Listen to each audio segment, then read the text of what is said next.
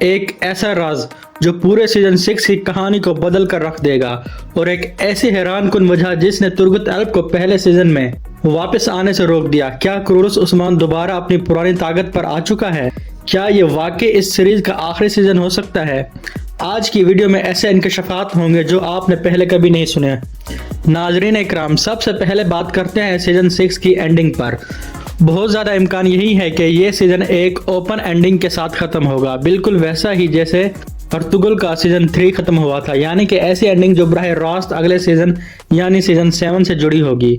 اگرچہ رائٹر محمد بزدار کی اسٹریٹجی پر مکمل بھروسہ نہیں کیا جا سکتا، لیکن موجودہ حالات جیسے ایمبرے بے کا جانا اور ترگت اور کلیڈیوس کی دوبارہ انٹری، ایسا لگتا ہے کہ وہ مجبوری میں بھی اوپن اینڈنگ پر ہی سیزن کو مکمل کریں گے۔ میری رائے میں تو اگلے سیزن میں آگ تیمور، کورنول ایلپ اور مائیکل کوسس جیسے اہم کرداروں کی واپسی ضرور ہونی چاہیے، چاہے انہیں نئے اداکار ہی کیوں نہ ادا کریں، لیکن اورہان اور ہولوفیلا کو اپنے بچے کے ساتھ دکھانا لازم ہے۔ برسا کا محاصرہ اس سیزن کی آخری لمحات میں کئی جنگجوؤں کی قربانی کی شکل اختیار کر سکتا ہے۔ جی ہاں، بران، جیرکوتائے، کایون ماز جیسے کرداروں کا خاتمہ ممکن ہے، اور یہی ایک موقع ہوگا کہ سیریز میں شامل ان جنگجوؤں کو الوداع کہا جائے جو صرف سفارش پر شامل کیے گئے تھے۔ تو ناظرین اکرام، دو اہم نکات ہیں۔ ایک، سیزن 6 کی اینڈنگ ایک بڑی جنگ کے ساتھ ہو جس میں کئی جنگجو قربان ہوں، اور دوسری، اینڈنگ اتنی اوپن ہو کہ سیزن 7 جو کہ ممکنہ طور پر آخری سیزن ہوگا براہ راست اس سے کنیکٹ ہو۔ اب آتے ہیں اس سوال کی طرف جو بہت سے مداح پوچھ رہے تھے، ترگت ایلپ کو سیزن 1 میں کیوں نہیں دکھایا گیا؟ تو سوشل میڈیا پر کئی مفروضے گردش کر رہے ہیں، لیکن سب سے مضبوط دلیل یہ ہے کہ محمد بزدیک کا پلان ابتدا سے یہی تھا کہ ترگت کو واپس ضرور لایا جائے گا۔ آپ کو یاد ہوگا کہ سیزن 1 کے پہلے ہی ایپیسوڈ میں بامسی اور عثمان کی گفتگو میں ارطغرل کی سلجوق سلطان سے ملاقات کا ذکر تھا، اور اسی گفتگو میں ترگت کو بلقان کے علاقوں میں اسلام پھیلانے کے مشن پر بھیجنے کی بات کی گئی تھی تاکہ وہ سارے سلطوق کی مدد کر سکے۔ بامسی اس مشن پر نہیں جا سکے کیونکہ ان کے بیٹے کی شادی تھی۔ دراصل اگر ترگت کو سیزن 1 میں ہی لے آیا جاتا تو ہو سکتا تھا کہ اس کا انجام بامسی، سلجوق خاتون یا عبد الرحمن غازی کی طرح ہوتا، یعنی جلدی ختم کر دیا جاتا۔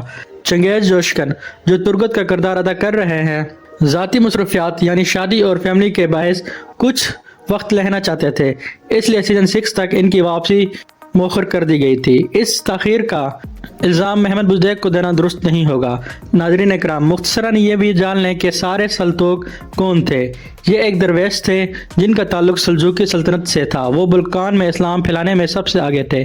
ترگت انہی کے ساتھ تھے، ان کا تعلق صوفیہ کے علوی گروہ سے تھا جن کے ایکاشیا سے خاصے قریب تھے۔ سارے سلطوق کی وفات 1298 میں ہوئی۔ اب بات کرتے ہیں حالیہ ایپیسوڈ 192 کے ٹریلر کی، جس میں بالا خاتون کو پھر میدان جنگ میں دکھایا گیا۔ اس پر سوشل میڈیا پر تنقید شروع ہو گئی ہے۔ کسی نے لکھا، کمانڈر بالا واپس آ گئی، کوئی کہہ رہا ہے افسوس، بالا میں لڑنے کی صلاحیت ترگت سے بھی زیادہ ہے۔ لیکن ناظرین، سچ یہ ہے کہ بالا خاتون اس سیریز کی سب سے بہترین اداکارہ ہے۔ اس نے کبھی اسکرپٹ سے شکوہ نہیں کیا، چاہے اسے جنگجو دکھایا گیا ہو، قبیلے میں ایک عمر رسیدہ عورت، ہر اداکار کے ساتھ اس کی کیمسٹری لاجواب رہی ہے۔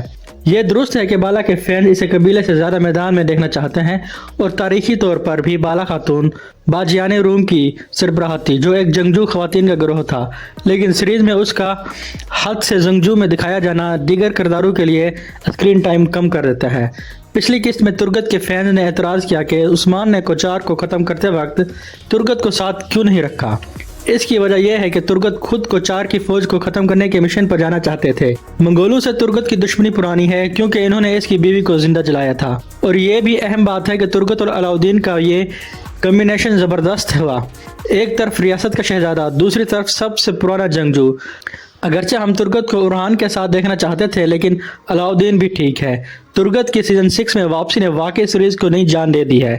اس کے مقابلے میں باقی جنگجو بچے لگتے ہیں۔ 6 سال گزر گئے لیکن چنگیز جوشکن کی پھرتی، طاقت اور کلہاڑی چلانے کا انداز ویسا ہی ہے، یعنی ترگت کو پیچھے چھوڑنا کسی کے بس کی بات نہیں۔